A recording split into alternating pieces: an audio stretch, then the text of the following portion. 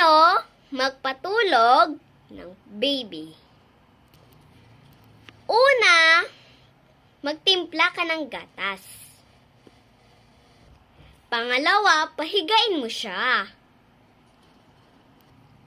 Pangatlo, padidiin mo na siya. Pangapat, pikpikin mo siya sa puwet. Kung hindi nyo alam ang pikpik, halimbawa, ito ang baby. Ipapahiga mo siya, papadidiin mo siya, at kung kunyari ito ang puwet niya, gaganunin mo siya hanggat sa makatulog. Pag ubos na ang dede pero nakaganon ng baby, isubo mo ang pacifier para hindi mawalang antok niya. Papa-explain ko sa inyo kung paano magpatulog ng baby.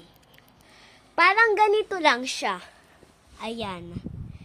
Naubos niya na ang gatas niya. So, sinubo ko na sa kanya ang pacifier at pikpikin mo siya nang matagal hanggang siya makatulog. Pagkatulog na siya, alisin mo ng kamay mo. At babala lang. Pagka natutulog ang baby or ang inyong kapatid, huwag kayo maingay para hindi siya magising. So, yun lang. Maraming salamat sa panonood. Sana nakasubscribe na kayo, no? At nakalike.